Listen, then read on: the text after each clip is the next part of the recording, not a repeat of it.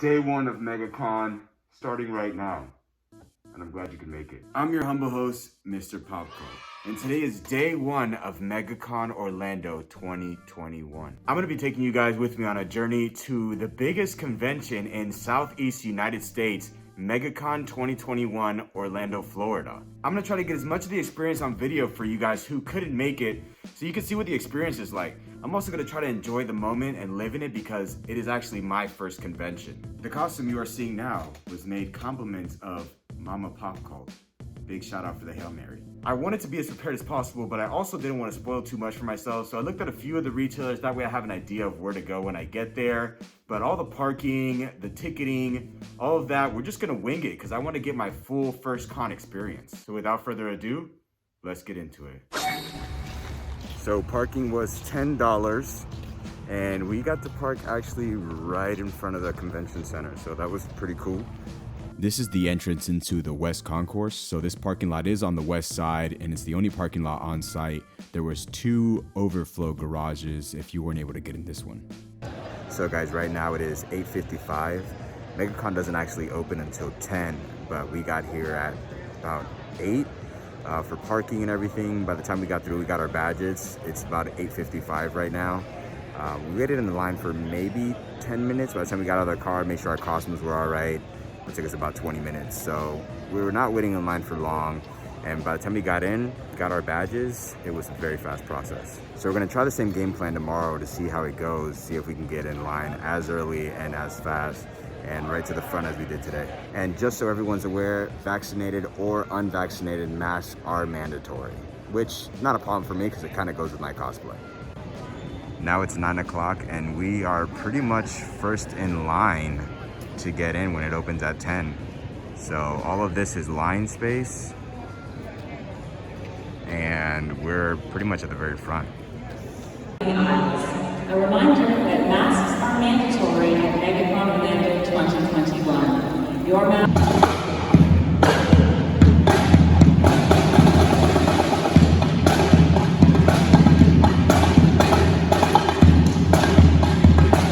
That was actually pretty cool. So at about, I want to say like 9:15, they actually had a drum line that came out and performed while the people waited for Megacon to open.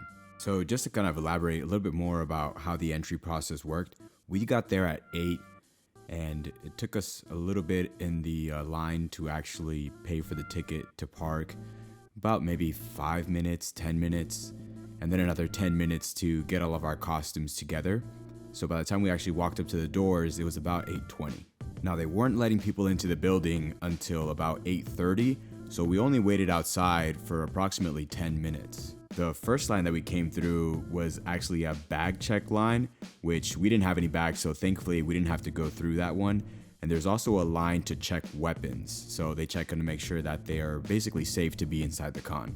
So the actual convention floor was on the opposite side of the building, so it was a bit of a walk to get over there. I think we had to go up an escalator and everything, but once we got there, we were able to go right up to the will call booths where they were able to scan our QR codes from our phones where we purchased our tickets online. Now they were running a promotion where if you paid your ticket online in advance, you actually got a discounted price. So I believe we paid $100 per person for all 4 days. Once you had your pass, you actually had to go through a mobile link in order to link your pass to your registration that you did online. So the passes actually had like a chip, I think it's like an RFID chip that would actually scan when you went in or out of the con. That way they knew that you were using your pass. Something really cool that I wanted to mention was that there's actually a Megacon app. And I use that app to be able to look through what kind of events were scheduled, and that way we could see what things were going to be done at what location throughout the day. They also had a list of retailers with the aisle that they were going to be in, so they were numbered. The aisles were numbered, and that way you could kind of follow the map through the mobile app that would help you get to each retailer you wanted to go to. Now, if you've ever been on a trip with like a super extensive long itinerary, it kind of almost spoils the fun of just getting into whatever you find. Now, I hope you're enjoying this footage of people's cosplays and the booths and the retailers that were at the Megacon, because this is the part where I tell you, I'm the worst vlogger ever. I'll tell you why. So I was living so much in the moment and just so excited to be at my first con and seeing all the cosplays and buying a bunch of merchandise that I actually didn't take any video of myself.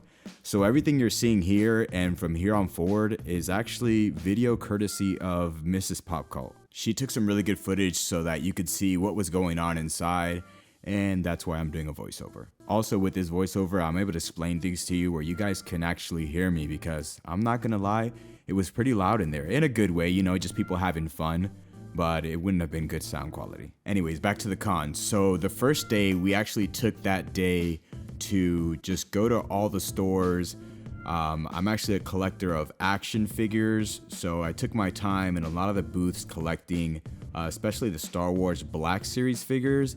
And I also bought a sword from one of the sword shops. So I'm actually thinking of doing a Megacon haul video so you can see the things that I bought at Megacon. So if you're enjoying the content so far and you're interested in seeing what I bought at Megacon, subscribe to the channel and hit the bell notification so you're notified when that video releases. One of the last things I want to talk about for this day one segment is actually something really cool. They had a runway where you could basically have a ticket with your name on it and the character you were cosplaying, and they would present you like you were on a red carpet.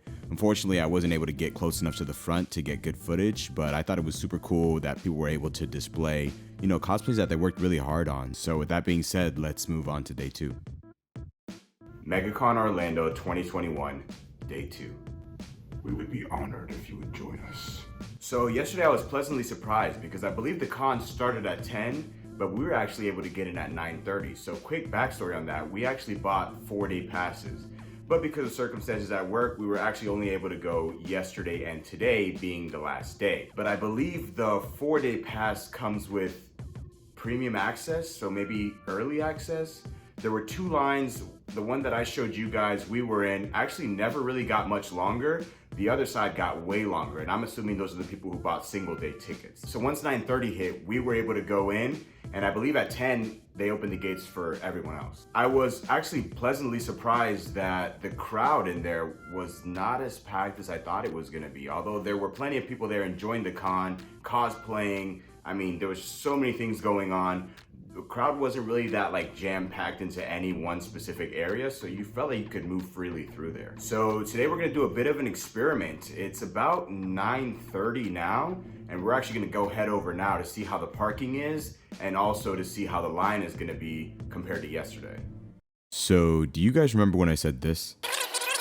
So we're gonna try the same game plan tomorrow to see how it goes, see if we can get in line as early and as fast and right to the front as we did today. Well, the lie detector determined that was a lie. So this line is for the south parking garage. They have a south and a north parking garage for the overflow for Megacon. This line is longer. It is $20 instead of $10.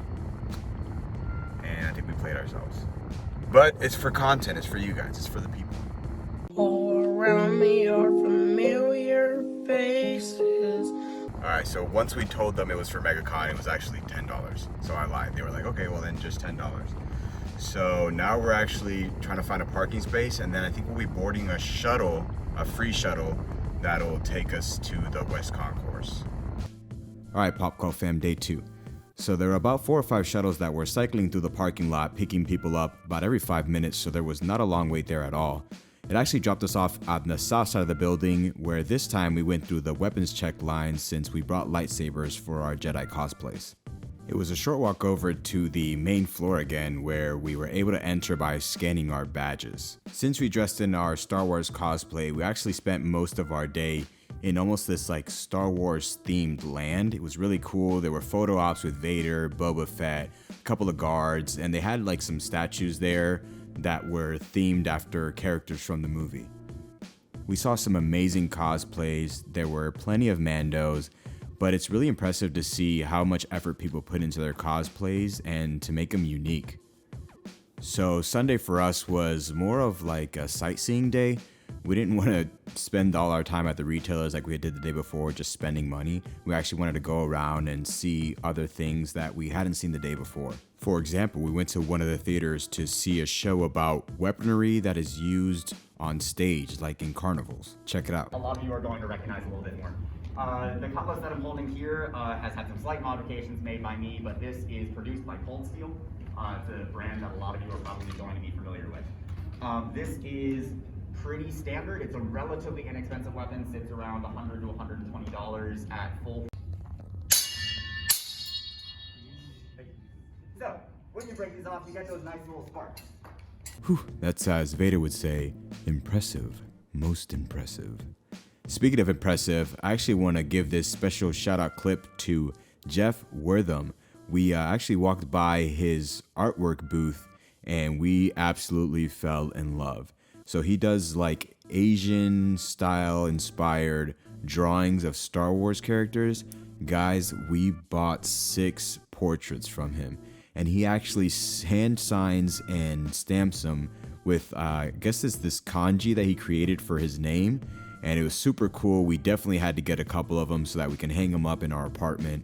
I'll be showcasing those for you guys in the Megacon haul video, so stay tuned for that. But this was amazing, amazing artwork.